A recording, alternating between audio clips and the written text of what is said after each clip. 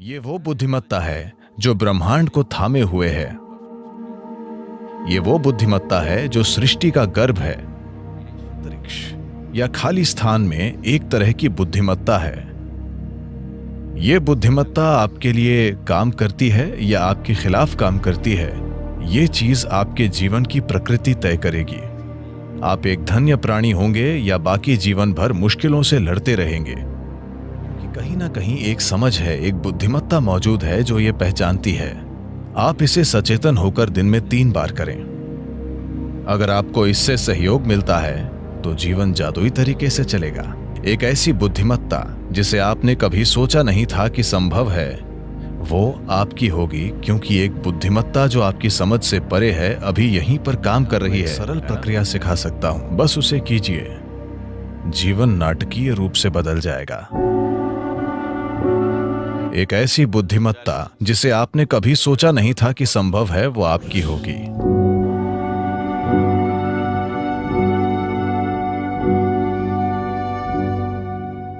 आधुनिक विज्ञान आज ये मानता है कि आकाशीय बुद्धिमत्ता जैसी कोई चीज होती है, यानी अंतरिक्ष या खाली स्थान में एक तरह की बुद्धिमत्ता है। ये बुद्धिमत्ता आपके लिए काम करती है या आपके खिलाफ काम करती है, ये चीज आपके जीवन की प्रकृति तय करेगी। आप एक धन्य प्राणी होंगे या बाकी जीवन भर मुश्किलों से लड़ते रहेंगे। ये बस इस पर निर्भर करता है कि ये आकाशीय बुद्धिमत्ता आपके साथ कैसा बर्ताव करती है। बिना किसी कारण के लोग जीवन में परेशान रहते हैं, है ना? बिना किसी कारण के कुछ लोगों का पूरा जीवन धन्य लगता है। ये बेवजह नहीं है।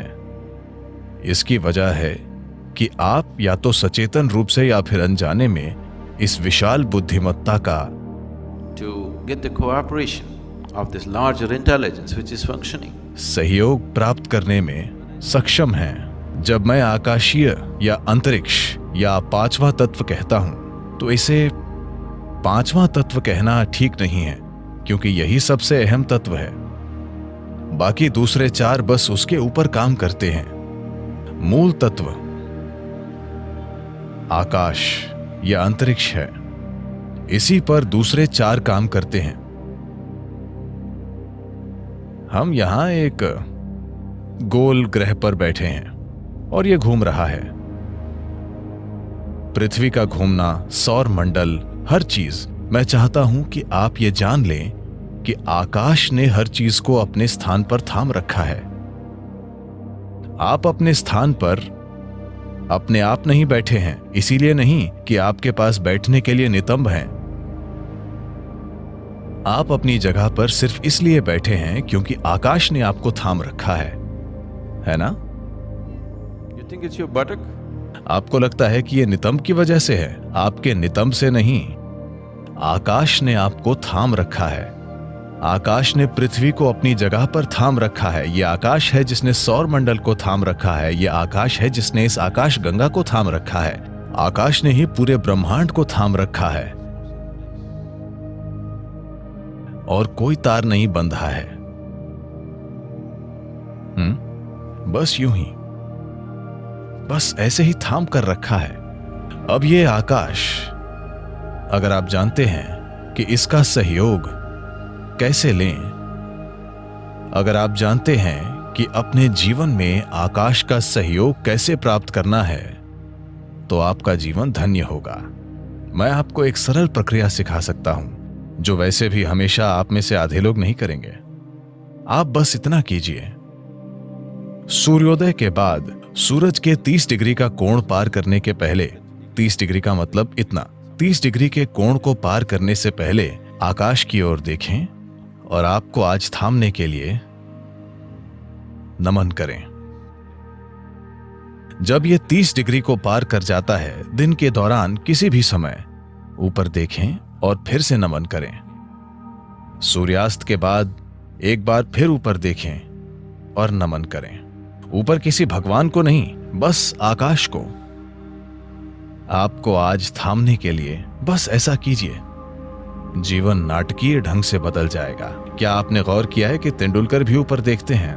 और क्या आपने देखा है कि सिर्फ वे ही नहीं, प्राचीन काल से जब इंसान ने युद्ध जीते या महान सफलता के क्षणों में, क्योंकि अनजाने में एक एहसास होता है। ठीक है, उनमें से कुछ लोग ऊपर वाले को देख रहे होंगे, पर उनमें से ज्यादातर जो लोग चोटी पर चढ़ने में सफल हुए, माउंट एवरेस्ट पर, तो यह स्वाभाविक रूप से होगा। क्या आपने ये देखा है, चाहे वो भाव स्पंदना या साम्यमा, जब आपने अनुभव के शिखर को छुआ, तब क्या आपने गौर किया कि आपका शरीर आभार से भर जाता है? शरीर भी आपकी जागरूकता के बिना ऐसे हो जाता है, क्योंकि कहीं ना कहीं एक समझ है, एक बुद्धिमत्ता मौजूद है जो ये पहचानती है। आप इसे सचेतन होकर दिन में 3 बार करें। अगर आपको इससे सहयोग मिलता है तो जीवन जादुई तरीके से चलेगा। एक ऐसी बुद्धिमत्ता जिसे आपने कभी सोचा नहीं था कि संभव है, वो आपकी होगी, क्योंकि एक बुद्धिमत्ता जो आपकी समझ से परे है अभी यहीं पर काम कर रही है ना? क्या ये नहीं कर रही है? ये वो बुद्धिमत्ता है जो ब्रह्मांड को थामे हुए है। ये वो बुद्धिमत्ता है जो सृष्टि का गर्भ है। It is in the womb of that intelligence all creation is happening. उस बुद्धिमत्ता के गर्भ में सारी सृष्टि घटित हो रही है और इसे आपके लिए नकारा नहीं गया है, उस तक पहुंच रोकी नहीं गई है।